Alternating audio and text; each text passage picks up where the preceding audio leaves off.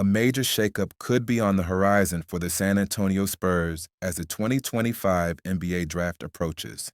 While recent reports had suggested the Spurs were locked in with the number second overall pick, new developments indicate they might be more open to making a major move than initially thought.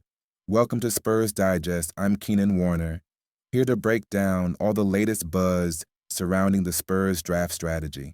If you haven't already, be sure to subscribe so you don't miss any of the insights from me, Josh, and Brian as draft day nears, because this offseason is about to be big for San Antonio.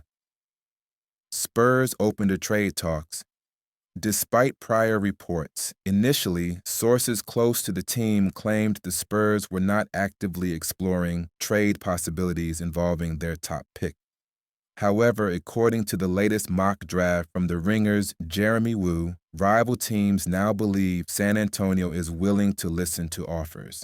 That doesn't mean they're desperate to move down or give up the pick, but they're staying flexible. This flexibility aligns with their ultimate goal, putting Victor Wembanyama in a position to compete for a championship.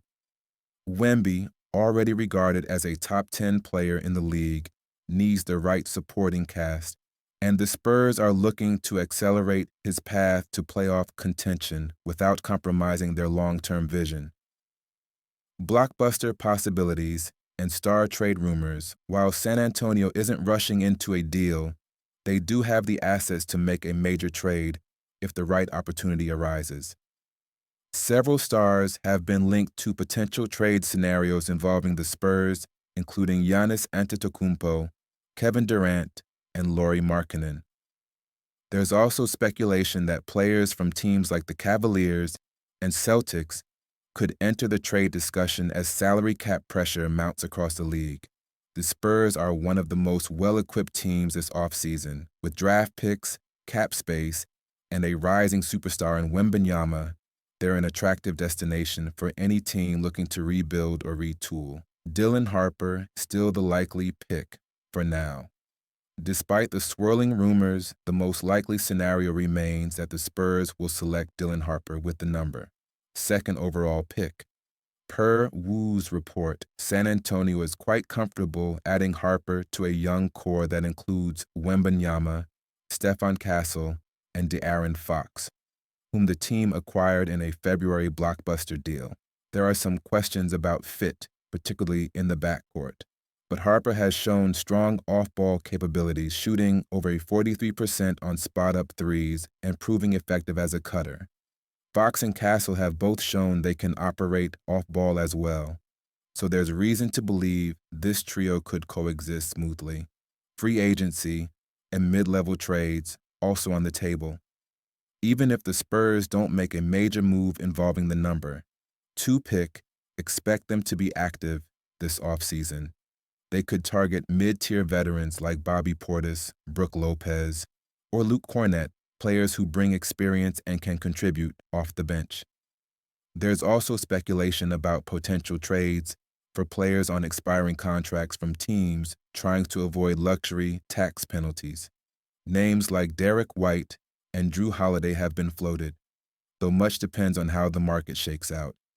The Spurs may not feel pressured to swing for the fences, but they're certainly ready if the opportunity presents itself.